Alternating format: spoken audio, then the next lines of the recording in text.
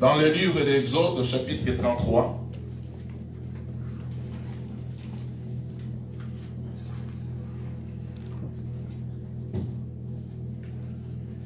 Exode 33. Le dimanche prochain, nous allons présenter l'enfant de la sœur Dora. Elle avait déjà demandé depuis longtemps. On m'a fait savoir que les mamans aussi, les femmes étaient hier chez elles. Que Dieu bénisse nos mamans. Amen.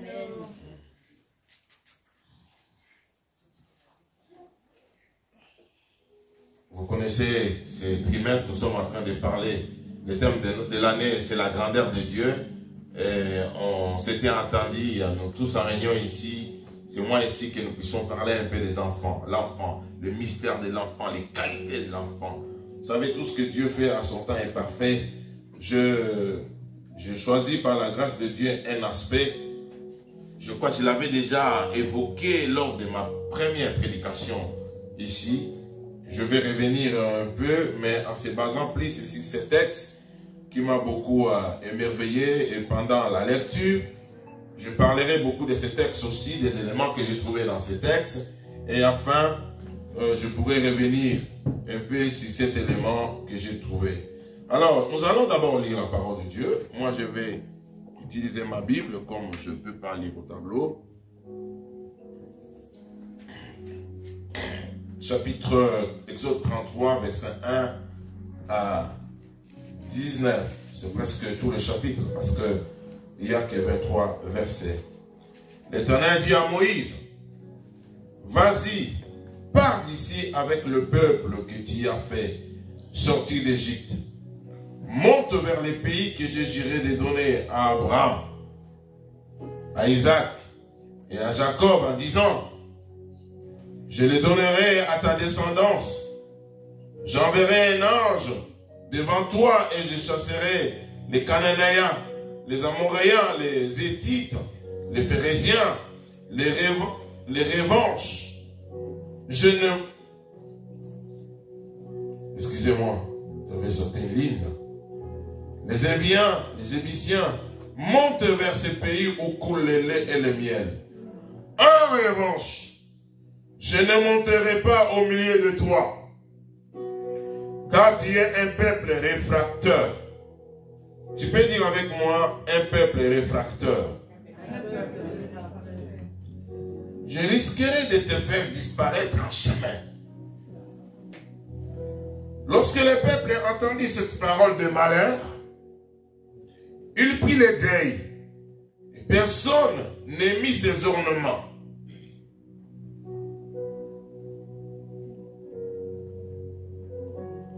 Verset 5. L'Éternel dit à Moïse, dis aux Israélites, vous êtes un peuple réfracteur. L'Éternel dit à Moïse, dis aux Israélites, vous êtes un peuple réfractaire. Si je montais un seul instant au milieu de toi, je te détruirai. Retire maintenant les ornements que tu portes et je ferai ce que je te ferai. Les Israélites se dépouillèrent de leurs ornements en s'éloignant du mont Horeb. Moïse prit la tente et la dressa à l'extérieur du camp, à une certaine distance. Il l'appela tente de la rencontre. Tous ceux qui consultaient l'Éternel allaient vers la tente de la rencontre, à l'extérieur du camp. Lorsque Moïse se rendait à cette tente, tout le peuple s'élevait. Chacun se tenait à l'entrée de sa tente et le suivait des yeux jusqu'à ce qu'il pénètre dans la tente. Lorsque Moïse avait pénétré dans la tente, la colonne de nuée descendait et s'arrêtait à l'entrée de la tente.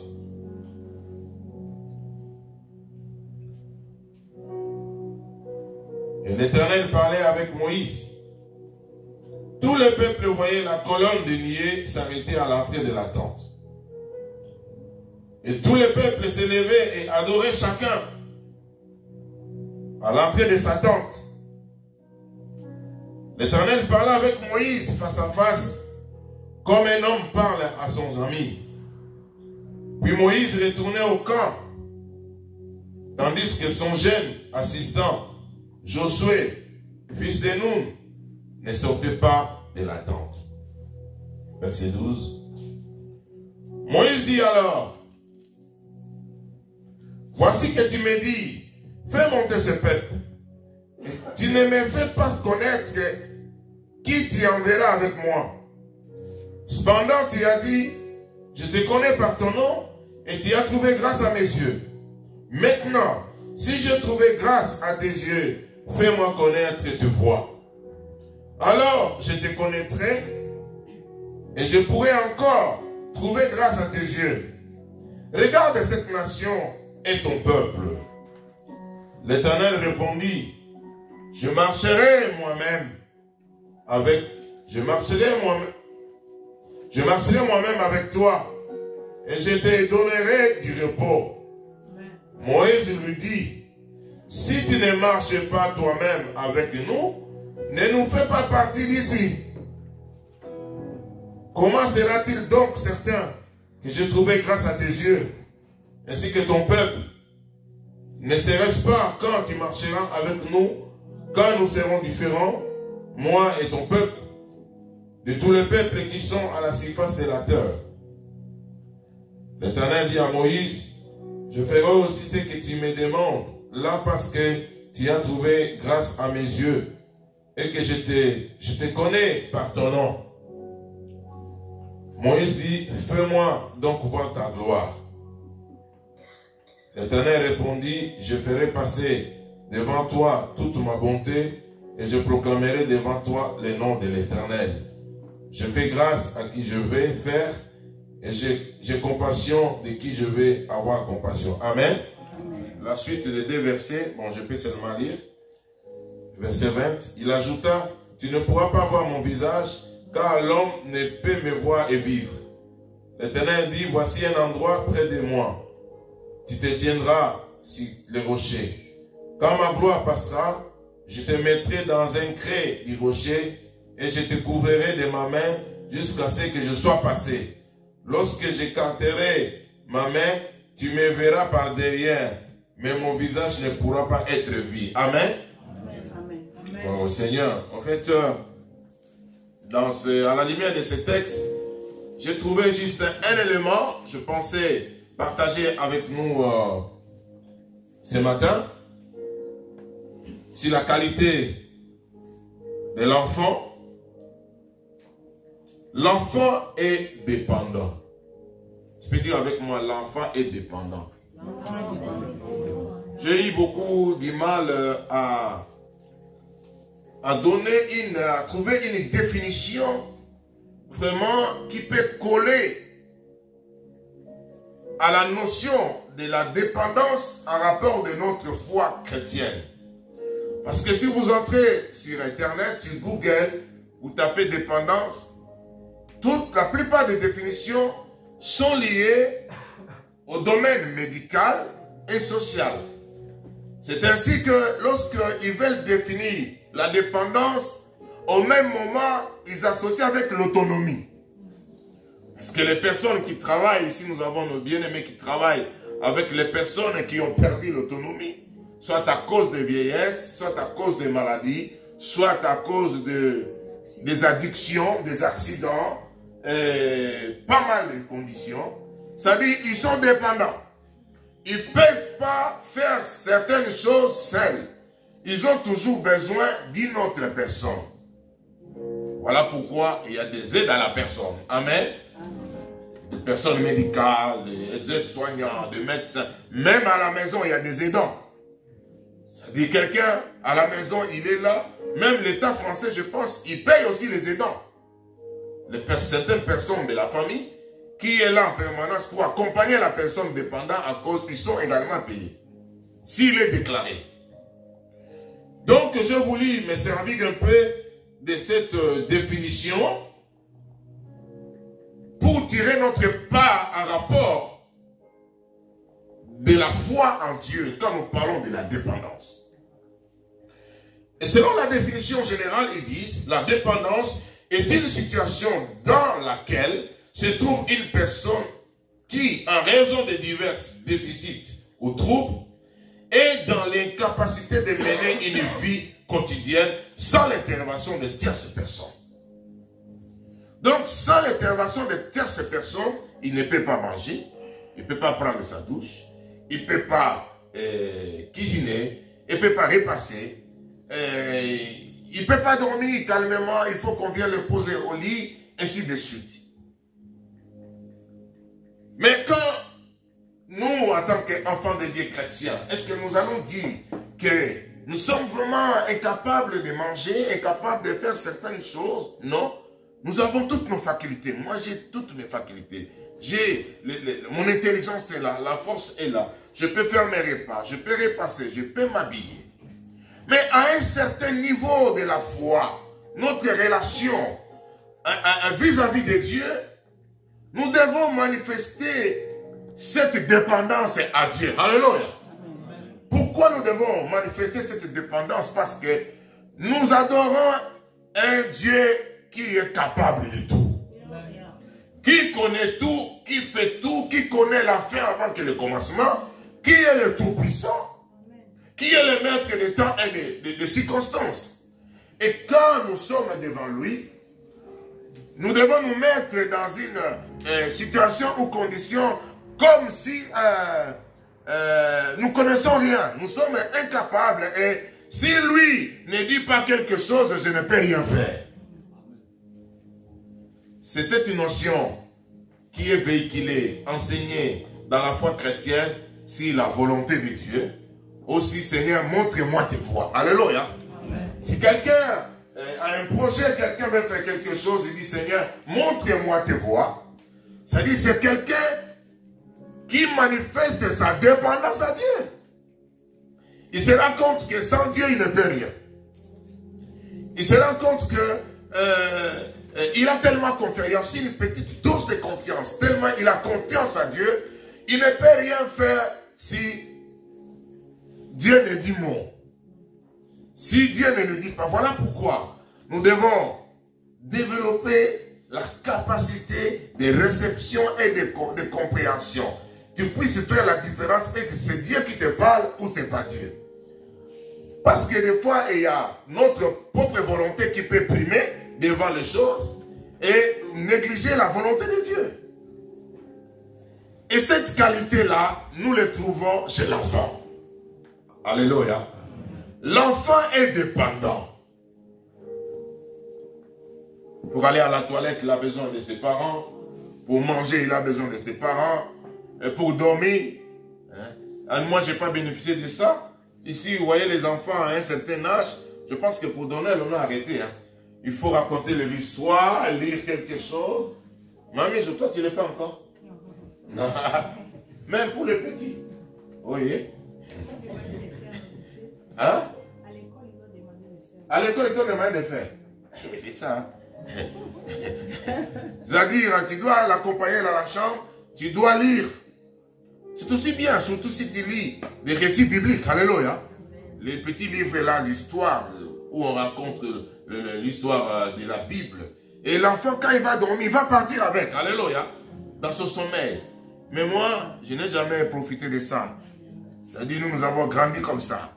On te dit, va dormir et tu pars. Tu discutes même pas. Alléluia. Frère, moi quand j'ai grandi dans ma famille, notre papa avait donné l'instruction, quand il arrive, lui, il arrivait à la maison à 15 h. Il va vous trouver à la maison, dans la parcelle, déjà lavée propre. J'ai eu des chicottes parce que il ne m'a pas trouvé à la maison, j'étais en train de jouer. Donc lui, il voulait, quand il arrive, 15 h, vous tous, vous êtes là, propre. Ce n'est qu'après, vous pouvez partir. Et il vous donne l'instruction, n'allez pas loin, vous allez revenir. Quand on te dit, va dormir, tu pars. Oui, mais aujourd'hui, des fois, nous-mêmes, nos parents, on ne les fait pas. Et les enfants sont corrompus aujourd'hui par de nouvelles technologies et qui est en train d'abîmer leur vie, qui est en train de voler même leur intelligence. Nous devons savoir tout ce qui se trouve dans les réseaux sociaux, dans les téléphones. Ces gens-là, ils ont déjà fait leur vie, ils ont gagné leur vie. Ils ont eu du temps à étudier, à travailler, à mettre des applications, de gagner des millions. Et ils veulent nous les balancer pour que nous restons comme ça. Voilà pourquoi il faut réglementer. Et d'ailleurs, ces gens, pour se protéger, ils ont une notion de l'autorité parentale. Je ne sais pas, autorité parentale. Oui. Dans les téléphones. C'est-à-dire que tu peux gérer beaucoup de choses au niveau des téléphones de tes enfants. Savoir qu'est-ce qu'il peut faire, qu'est-ce qu'il ne peut pas faire, à quel moment il peut s'arrêter. Sinon, il sera dépendant au téléphone. La dépendance, et ça sera une addiction. Ça va conduire à la destruction totale. Il ne va pas fournir l'effort de raisonner lui-même. Il va laisser au téléphone de raisonner à sa place. Donc, la dépendance qu'on parle dans la Bible et dans la foi, c'est il s'agit de la volonté, quelqu'un qui veut vivre selon la volonté de Dieu, faire les choses selon le voie de Dieu. Et la Bible nous dit que les voies de Dieu sont insondables. Et c'est à nous maintenant d'aller pour chercher à comprendre. Cette qualité, nous la trouvons auprès des enfants. La dépendance de l'enfant à ses parents engendre aussi la responsabilité, alléluia, du fait que l'enfant est dépendant vis-à-vis de ses parents. Ça engendre une responsabilité du côté des parents. C'est-à-dire les parents sont toujours responsables. Parce que l'enfant dépend d'eux. Moi, je le vois souvent, Donnel, il vient avec des cahiers de son école. Papa, on a demandé de signer. Mais si tu lis en question, on vous demande, nous allons sortir. Est-ce que vous permettez que votre enfant aussi puisse sortir? Si moi je permets, parce que Donnel dépend de moi, ma responsabilité est de signer. Si quelque chose arrive là-bas, je suis responsable. Vous vous rendez compte? Parce que j'ai engagé ma responsabilité. Quand ils font des sorties, on vous demande, non, nous allons prendre des photos. Est-ce que vous permettez que nous puissions prendre des photos à votre enfant ou bien nous puissions les mettre dans notre site de l'école? Moi, je signe. Quand je signe, il y a une responsabilité qui est en... J'ai engagé ma responsabilité. C'est comme ça avec Dieu. Lorsque tu es dépendant de Dieu, tu engages la responsabilité de Dieu. Dieu sera dedans si tu es dépendant de lui. Mais si tu es seul, tu veux faire des choses seul, sans pourtant solliciter la volonté de Dieu, l'approbation de Dieu, même si tu chantes, il y a Dieu dedans, et Dieu n'est pas là. Tu viendras ici, tu chantes dedans, il y a Dieu dedans, il veut aussi tirer la gloire dedans. Dieu te regarde là-bas et dit, je ne suis pas dedans. Et Dieu dit, ça c'est l'ambiance, je ne suis pas dedans. Dieu aime qu'il soit dedans au commencement et toute l'étape jusqu'à la fin. Mais toi tu aimes que Dieu soit dedans lorsque tout se chamboule, tout se complique. Dieu dit où, comment tu m'as abandonné, il n'était pas dedans. Il n'était pas dedans. Ne venez pas l'associer juste à la fin. Tu l'associes dès le début, tout au long des étapes de la vie. Quand vous allez marcher, et là, Dieu se sentira, sa responsabilité est engagée. C'est-à-dire, Dieu va te défendre. Alléluia. Dieu sera à côté de toi lorsqu'il y aura un souci, lorsqu'il y aura un problème. Quand j'ai parlé de ça, j'ai pensé à Perfi, mon fils. Perfi, il est majeur, il a grandi. Maintenant, il fait ses choses seul. Il peut voyager, partir, juste t'informer. Il demande, il ne va pas te demander l'autorisation. Il t'informe, tu reçois un message, papa, oui, je pars à Paris, tout ça. Je ne suis pas dedans. Alléluia. Alléluia. Je ne suis pas dedans. Oh. Donc, Ce qu'il fait là, ça n'engage pas ma responsabilité. C'est lui-même qui est responsable. Parce que moi, ma responsabilité est tellement diminuée. Est-ce que vous comprenez? C'est seulement au niveau de rien, parce que c'est mon fils. Je peux avoir la compassion, la pente. Ah, mon fils est là, j'ai pris pour lui. Mais ma responsabilité est diminuée. Si il avait oublié de prendre son ticket de TGV et qu'on l'attrape par ce contrôleur, je ne suis pas dedans haut. C'est sa poche, c'est lui qui va engager sa responsabilité de prendre sa carte et d'aller payer. Est-ce que vous comprenez? C'est comme ça avec Dieu. C'est comme ça. Et si toi, tu veux montrer à Dieu que tu as déjà grandi, tu es capable, il faut que tu assumes aussi. Mais moi, je voudrais toujours, même si j'ai des cheveux blancs, je commence à mettre des noirs à côté.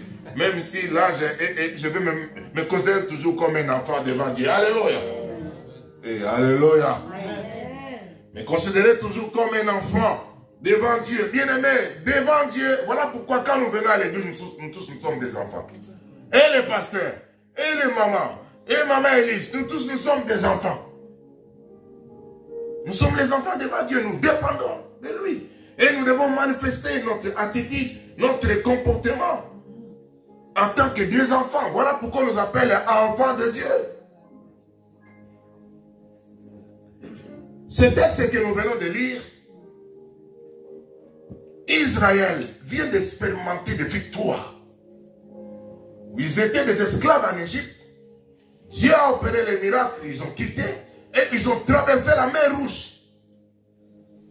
Et Dieu va dire, je crois dans le verset 1 à Moïse, je vais vous donner la terre, vous allez entrer dans la terre promise que j'avais donnée, j'avais promis à Abraham, votre père. C'est par là que j'aimerais dire, il s'est passé des temps, Abraham n'est pas là, mais la descendance d'Abraham est en train de marcher pour entrer dans la possession. Voilà pourquoi j'aimerais te dire, frère, les promesses de Dieu ne pourrissent jamais. Frère, les promesses de Dieu restent intactes. Ce que tu es en train de semer aujourd'hui, si toi tu ne récoltes pas, tes enfants les récolteront. C'est clair. Tes enfants les vivront, frère. C'est vrai. Abraham était là, il a reçu une promesse, il est parti. Mais voilà la descendance. Dieu est en train, frère. Notre Dieu, il renouvelle toujours ses promesses.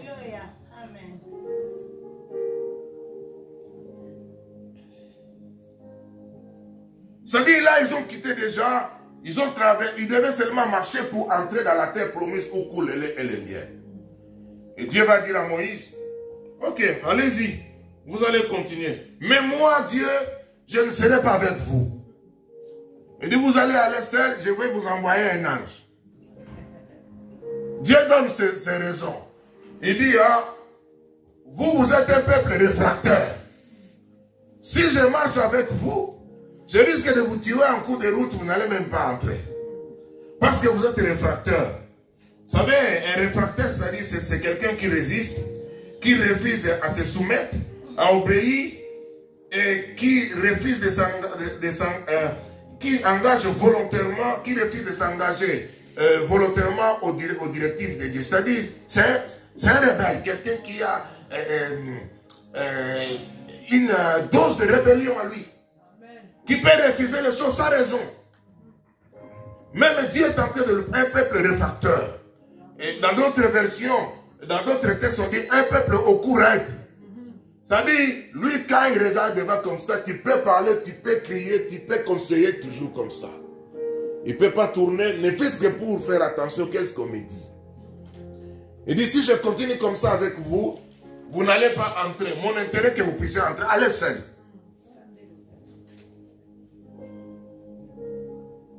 Combien de chrétiens sont des chrétiens fracteurs, réfracteurs?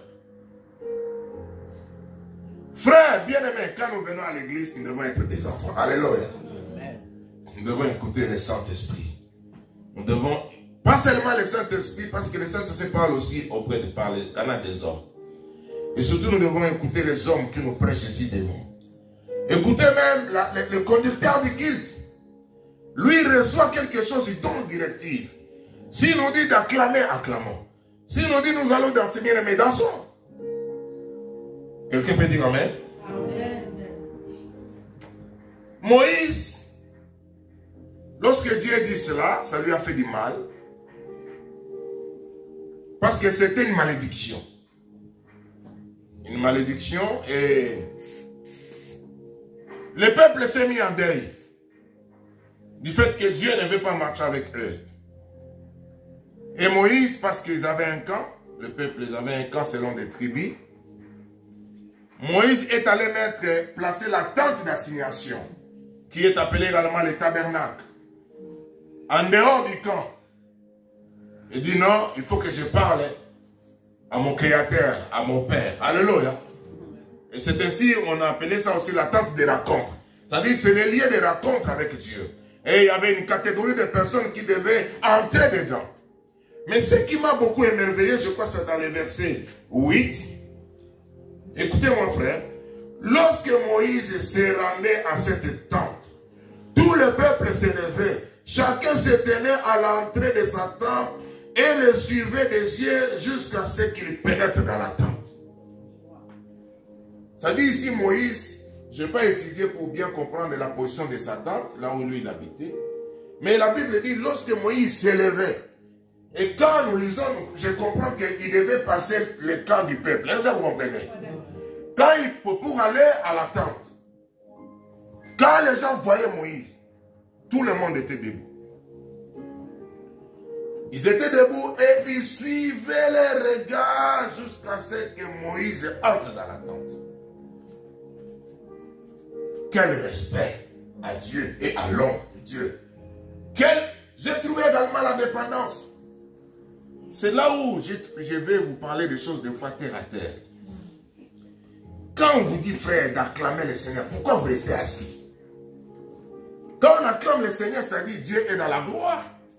Tout le monde doit se lever pour acclamer. On ne doit pas nous pousser comme des adultes. Nous devons être comme des enfants. Je me mets debout. Ça va te coûter quoi si tu te mets debout pendant une seconde, 2 secondes pour acclamer le Seigneur? Et en plus, j'aimerais que nous puissions beaucoup nous respecter. D'abord, je commence par des jeunes. Si une personne plus âgée que toi vient te saluer, ne reste pas assis, tu lui donnes la main, mets-toi debout. Quelqu'un m'attend? Quelqu'un m'attend? Amen. Moi, ton pasteur, tu es assis, je viens, je vais t'enseigner et te saluer, tu restes assis, tu me donnes la main comme ça. Mets-toi debout, ça c'est le minimum. Ce n'est même pas la Bible, c'est le minimum dans la vie de tous les jours. Est-ce que quelqu'un comprend? Amen. Alléluia. Quand tu fais ça déjà, c'est une marque de respect. Même lui-même, le pasteur, il te porte dans son cœur. Il peut penser à toi-même pendant ce prière parce que tu montres, tu es en train de montrer qu'il y a, je suis lié à cet homme, je crois même à son Dieu. Alléluia. Je crois à son Dieu, je crois à la présence qu'il porte.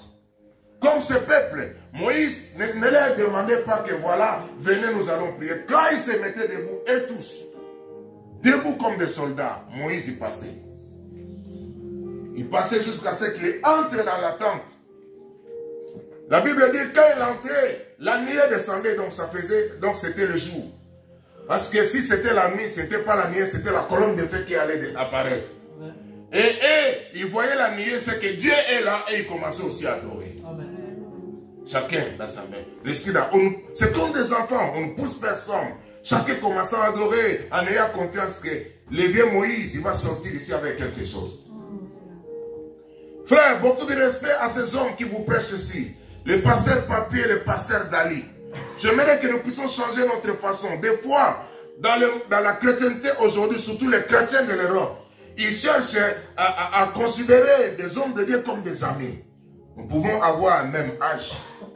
Mais il faut savoir que celui-là, il a l'autorisation d'entrer dans la tente d'assignation. Dans la tente de rencontre. Pendant que toi, tu es chez toi à la maison en train de dormir. Moi, je suis en train de me préparer pour recevoir quelque chose afin d'édifier ta foi. Je ne te demande pas l'argent, mais le minimum de considération. Et Dieu est dans la joie quand il nous voit agir ainsi. Amen. Alléluia. Amen. Maintenant, je vais commencer à faire, je passe par ton bonjour, je reprends encore, je te dis bonjour à la même personne. Alléluia. Alléluia. Bon, ce n'est pas une doctrine, hein? c'est pas une doctrine, j'ai juste parlé de ça, mais c'est... Vous savez les choses là, si vous fréquentez les églises anglophones, vous allez voir ça, vivre ça. Les églises, nous les francophones, c'est comme des peuples réfractaires. Ouais, les peuples accourent, les Français aiment beaucoup. Cette langue, c'est une langue de réflexion, de raisonnement, des arguments, des commentaires. Voilà pourquoi cette langue elle est aussi difficile pour comprendre.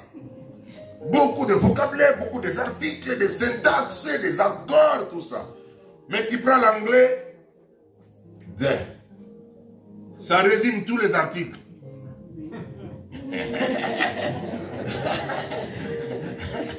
Ça résume tout. Mais en français, il faut l'accord et que c'est une femme, c'est comme ça, c'est à quel temps et tout ça. Voilà pourquoi des fois aussi, nous les francophones, nous sommes des peuples réfracteurs. Mais dans le monde anglophone, frère, quand vous voyez même dans les églises anglophones, tu vas voir que c'est comme s'ils sont en train d'adorer Dieu. Ils sont adorés la personne. C'est pas... Bon, il y a certains entre nous qui ont aussi exagéré. Alléluia. Amen. Eh, alléluia. Il y a certains qui ont aussi exagéré les hommes de Dieu. Mais le minimum, c'est très important. Et ça crée même, comme j'avais dit, la notion de dépendance engage la responsabilité. Ça crée une confiance, ça crée un lien qui peut pousser même à l'homme de Dieu de penser à toi dans ses prières. Parce que vous savez que quand nous sommes à l'église, nous ne voyons pas. Moi, je vois beaucoup de choses. À l'église, quand nous chantons, nous dansons, quand je parle, je peux voir que celui qui est distrait, celui qui est actif, celui qui est attentif, celui qui comprend. Je peux voir, ah, celui-là, c'est comme s'il a des difficultés à comprendre. C'est comme si je peux aller, je peux changer encore. Je me pose la question, est-ce qu'il comprend? Parce que je vois, parce qu'au travers de notre attitude physique, on peut lire aussi un message. Est-ce que vous comprenez?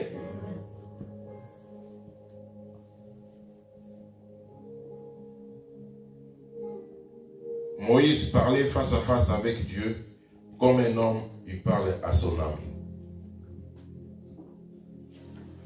La Bible dit, quand Moïse sort de la tente, quand il finissait la prière, son jeune assistant, Josué, ne sortait pas. Lui, il restait dans la tente. Je me suis posé des questions, pourquoi? Il restait pour continuer la prière ou bien surveiller là où son père va venir encore prier. Qu'il n'y ait pas n'importe quoi. Lui, il restait là. Ça dit, vous savez, dans l'église, nous devons être comme ça. Aujourd'hui, nous avons besoin de Josué. Alléluia.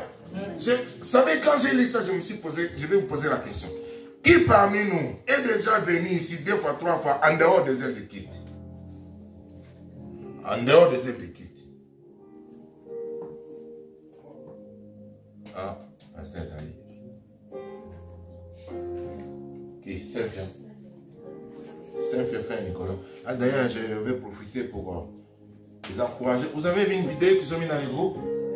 Si la salle qui est à côté là, si vous terminez, allez un peu voir cette salle-là. C'était comme de la blague, le frère Nicolas et la sœur Cynthia.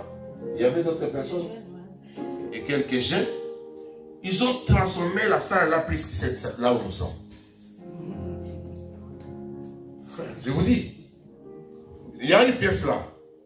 Pour nous, c'était une pièce de stock, tout ça, les jeunes allaient. Si vous terminez les kits, entrez un peu dans cette pièce-là, à côté, vous allez voir. On avait des vieilles chaises là qu'on ne voulait même pas mettre ici. Ils sont venus, ils ont nettoyé, ils ont poncé, ils ont mis des vernis. J'ai envie même de prendre les chaises là, de venir mettre ici. Ils ont acheté des chaises, des fauteuils. Ils ont mis même, j'ai vu, il y a aussi une télé. Hein. J'ai vu les images là, c'est quoi? Vidéoprojecteur. Tableau projecteur. D'accord. Ils ont décoré là-bas. Moi, je me suis dit, ah, ça c'est comme mon bureau là-bas. Le bureau des pasteurs. Ils ont bien décoré. Je vous dis, ils ont bien décoré et ils ont demandé l'argent à l'église. Ils n'ont pas demandé l'argent à l'église. Ils ont utilisé leur propre argent. Frère, si on a 20 chrétiens comme ça ici, dans cette église, savez, l'église, ce n'est pas l'affaire de nombre, c'est le problème des qualités, frère. Ce n'est pas le nombre. Ne sois pas découragé quand tu viens ici, il y a 25 personnes, 30 personnes, et dit que comment... Non, non, non, l'église, Dieu cherche la qualité. C'est la qualité, ce n'est pas le nombre, frère. Beaucoup de gens, vous voyez dans les églises, ils chantent. Il n'y a pas cette qualité des enfants en eux, il n'y a rien. Voilà pourquoi moi, quand je prêche comme ça, je prêche comme si je suis devant 1000 personnes, 1500 personnes. Parce que vous avez de la valeur aux yeux de Dieu. C'est que cette église, avec le nombre que nous sommes là, est capable de faire. Plusieurs églises ne le feront pas. Je vais m'arrêter parce qu'il nous reste maintenant 20 minutes. Moïse, il dit à Dieu, Seigneur, Père, tu nous as promis, nous allons entrer dans la terre promise. Si toi-même, tu ne marches pas avec nous, ne nous laisse pas quitter ces lieux. Alléluia. Il dit, ne nous laisse pas partir. Il faut, c'est-à-dire, Moïse a cherché d'avoir la confirmation, l'assurance que Dieu sera là. Parce que si Dieu est là, la gloire sera là. Et Dieu, enfin, il est venu dire, je serai là. Moïse a connu, mais comment je vais savoir que tu es là? Voilà pourquoi Dieu dit, ok, je vais passer. Mais comme personne ne peut voir ma face, je passerai, je te mets dans un creux. Quand je passe, je vais bander tes yeux. En passant, tu verras que mon dos. Et Moïse était rassuré que Dieu était là. Vous savez pourquoi? Parce que Moïse était dépendant de Dieu. Amen. Dépendant de la gloire de Dieu. Dépendant de la présence de Dieu. Il sait que moi-même, Moïse, nous avons expérimenté les choses.